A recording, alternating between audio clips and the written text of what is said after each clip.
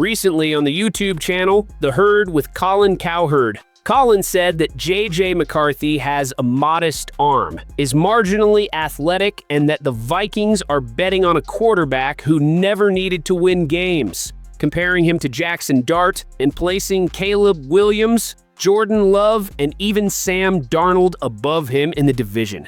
The problem? He ignored that McCarthy threw at 61 miles per hour at the combine, had the best third down conversion rate in college football, and beat Alabama in the playoffs with performance under pressure. How could a QB with 27 wins in 28 games and elite metrics become the target of so much doubt? In this video, we will confront each point with technical analysis, statistics from Michigan, and real combine data. The numbers don't lie, and they show that McCarthy has everything it takes to lead a big season for the Vikings in 2025. When Colin Cowherd publicly questioned McCarthy's credibility as the future starting quarterback of the Minnesota Vikings, he reignited a debate that goes beyond simple comparisons between strong arms and surface-level statistics. His critique, centered on the idea that McCarthy has a modest arm, is marginally athletic,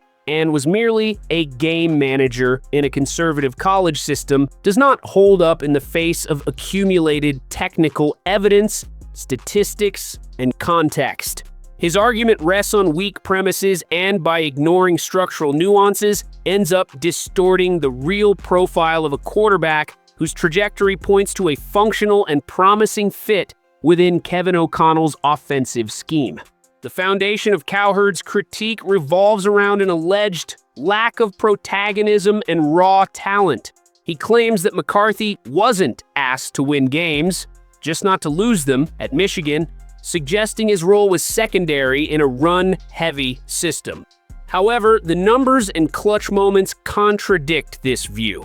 McCarthy finished his college career with 28 starts, a 27-1 record, and a national championship in 2023.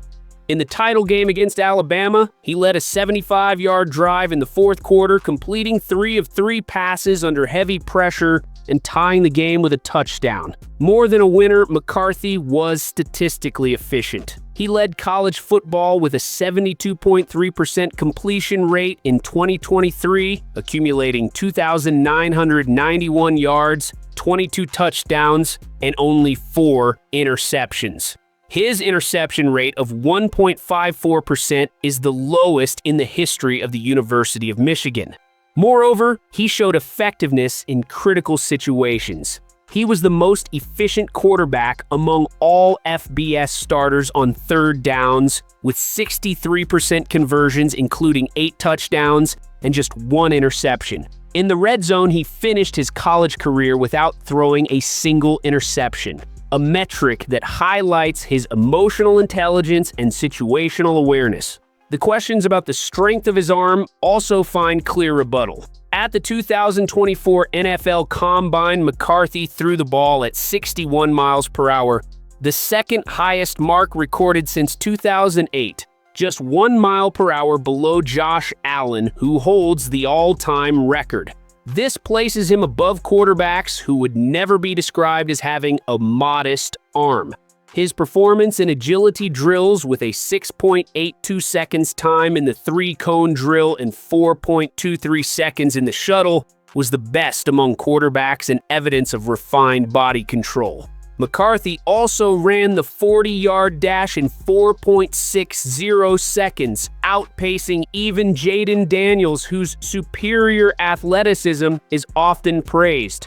Another point raised by Cowherd is the lack of throws under pressure or outside structure. Again, the tape and numbers dismantle this claim. In the college football playoff against Alabama, McCarthy had a QBR of 88.7 under pressure without committing any turnovers. In 2023, he completed 68% of his passes in games against ranked defenses, averaging 9.2 yards per attempt with 12 touchdowns and only 2 interceptions. Against Ohio State, he posted an 80% completion rate and won the game with short, decisive throws and precise decisions under pressure.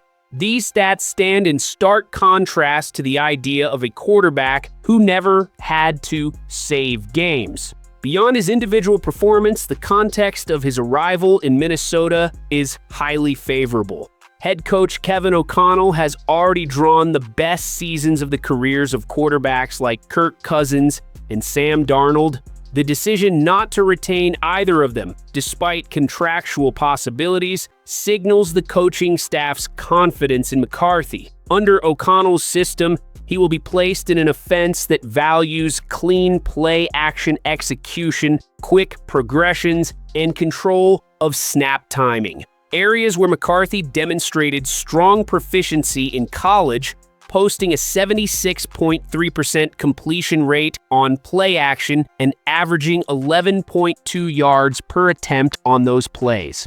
The argument that McCarthy is comparable to Jackson Dart, as Cowherd claimed, also doesn't hold up under objective analysis. While Dart completed 58.1% of his passes against top 50 defenses, McCarthy posted 68% against top 25 defenses. In postseason games, McCarthy recorded 8 touchdowns and no interceptions, with an average passer rating of 167.4, standing out especially against Alabama and Washington, two of the most physical and disciplined defensive teams in the FBS. In terms of big plays, he completed 15 passes of 40-plus yards over the last 2 seasons, even outperforming more highly touted prospects like Bo Nix and Drake May. The supposed lack of advanced defensive reading also lacks basis.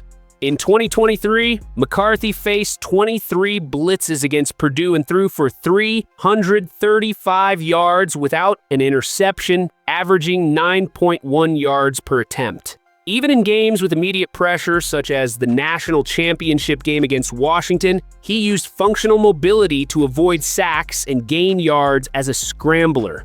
His completion rate on intermediate passes, 10 to 19 yards, was 68%, well above the national average of 58%, and he posted an AIA of 9.79, higher than Jaden Daniels and equal to Caleb Williams, further reinforcing his ability to hit tight windows with precision.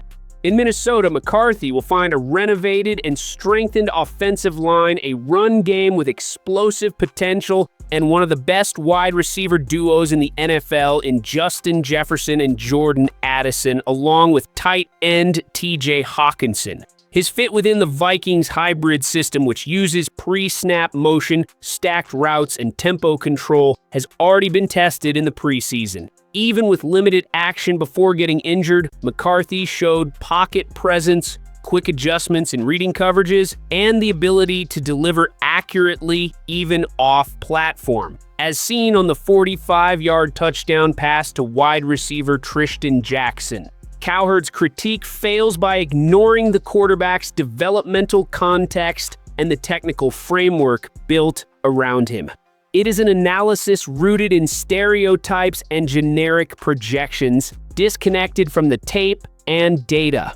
The Vikings coaching staff, with full access to McCarthy's internal development, made the decision to place him as the main plan. This is not a bet on the unknown, but an investment in a quarterback whose track record shows growth, resilience, and the ability to operate at a high technical level. Cowherd may keep his skepticism, but the numbers, structure, and progress of McCarthy tell a different story, one that is just beginning.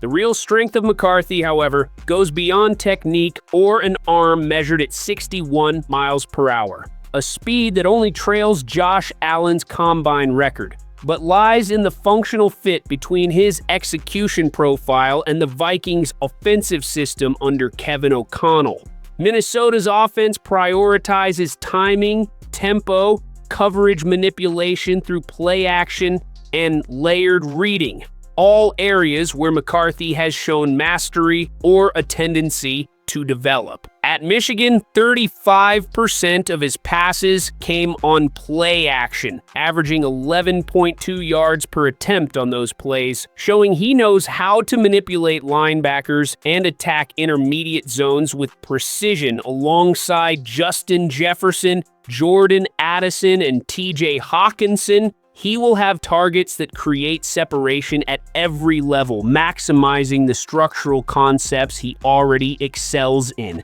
Many fans who reacted to Colin Cowherd's video rightly pointed out that Kevin O'Connell brought out the best performances of Sam Darnold's and Kirk Cousins' careers. If the same coach chose to move on from both quarterbacks in favor of McCarthy, it is because he sees a rookie more aligned with the system's philosophy. As one fan commented, O'Connell knows what he has. Nobody knows this playbook or who can execute it better than him.